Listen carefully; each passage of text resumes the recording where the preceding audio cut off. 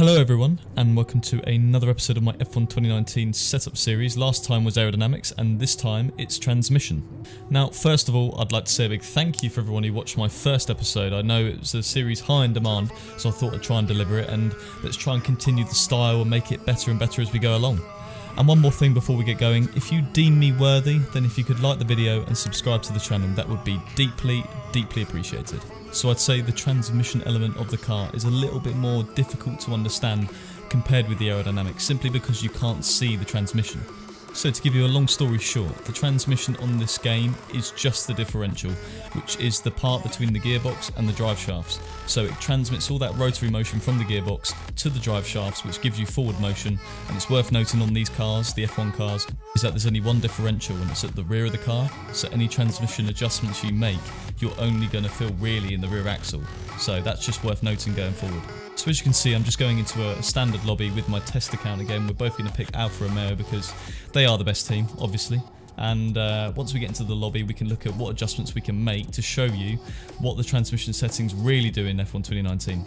Right, so to start with then, we're going to change the standard settings of 75-75 to 100 on the on throttle and then 50 on the off throttle. Now, what this is going to do is give us a hell of a lot of oversteer. And it's not in the same way as aerodynamics do it. It's not on entry. It's going to be kind of mid-corner when we're going down the gears. So as the revs go higher, the off-throttle diff, because it's at 50, which means it's basically locked, it's going to want to rotate the rear of the car really aggressively. So I think the best place to show you what happens when you go to the extremes of the parameters with transmission is the hairpin. So as you can see on entry, we go down the gears and we come off the throttle and the diff just locks. So it means we lose complete control of the rear end of the car. And to be fair, you do want a bit of rotation in these slow corners just to get it round the corner quicker, but not this much. So, I mean, that was just compromising entry, mid-corner and exit. And then once again, going into the corner after the very long straight here in Abu Dhabi, you'll see the same thing.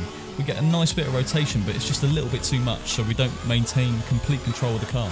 So that is the aim, obviously, to be in control, but a bit of sliding is not, it's not the end of the world. But the overall aim is to try and adjust the diff in such a way where you have rotation, but you're maintaining control of it at all times. And so things this can lead to, it can lead to obviously undrivability, it can lead to tyre temps going through the roof, tyre wear then goes up, and your race stints don't look good at all. I mean, in qualifying you probably get away with it, but in the race certainly it's just a big no-no. You don't want to be wearing those rear tyres out, in 5 laps. You want to make them last the whole stint.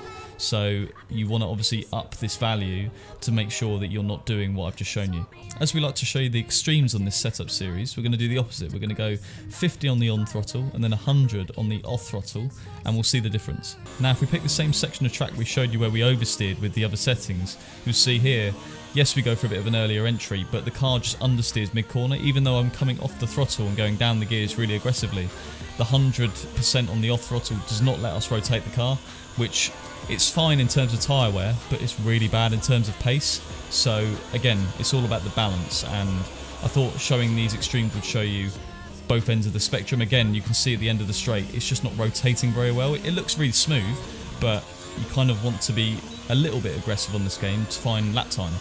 And so the off throttle, it seems, has a lot more of an effect on the drivability of the car compared with the on throttle. Obviously the on throttle does have a difference, but it's very minor.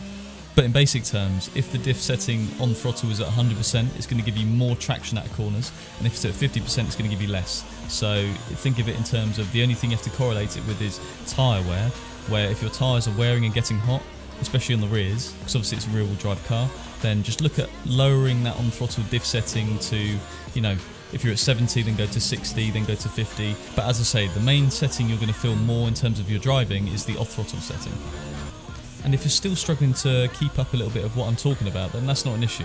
The main things you need to focus on is the off-throttle diff affects your entry and mid-corner drivability of the car, and then your on-throttle affects your exits. That's a very simple way of understanding the transmission settings on F1 2019. Right then, so let's go and find that balance. So we're going to put the on-throttle diff at 72 and then the off-throttle diff at 62. Should be quite nice. I've tried it before, but let's go and see how it performs on the track.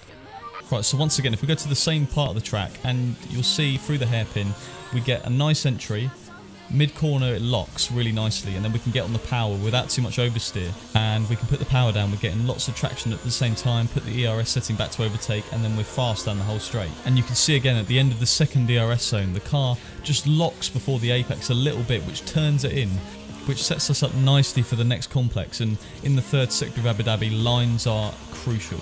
So if you can get that extra bit of turning on the left to set the right up nicer, then happy days. So yeah, on this qualifying lap, I thought that 62 on the off throttle was enough to give me a lot of rotation, but not too much. And then 72 on the on throttle was good. It gave me a lot of punch at the corners, but it didn't wear the tyres out too much. I mean, it was on the limit at the end of the lap. The tyres at the rear were getting pretty hot. As you can see in sector 3, it's a bit slidey, but it's all about limits, and I think we found it. So in between the quali and race session under Parc Ferme, you can only adjust the transmission setting on throttle. It'd be great if you could adjust the off throttle one, but you just can't. It's how it is. So, you know, I am adjusting that in the race. You can do it from your MFD, which is very important and very helpful. Because when the tyres get more worn and they get hotter, you can just go down on that differential setting throughout the race, and then when you get back on new tyres, turn it back up again, and then progressively go down during that stint. That's what I tend to do, and it seems to help tyre life a little bit. As I say, it's a minor adjustment. You won't notice things dramatically, you won't find seconds in your driving, but it's just a little tweak that hopefully will help you find more pace in the race. And remember, don't be afraid to tweak the setup if you don't think it's right for you. Everyone's got a different driving style. I've got my own, so if I'm not suiting your driving style, then just tweak it. At least you've been told in this video how you should tweak it to suit your particular style.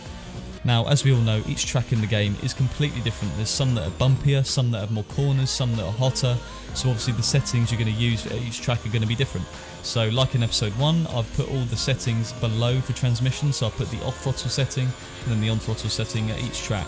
I hope it helps, and I hope you've enjoyed this episode of the setup series. However, it's been a pleasure filling you all in on how the transmission settings work on F1. Next up, we've got suspension geometry for episode 3. But until the next video, I'll see you soon.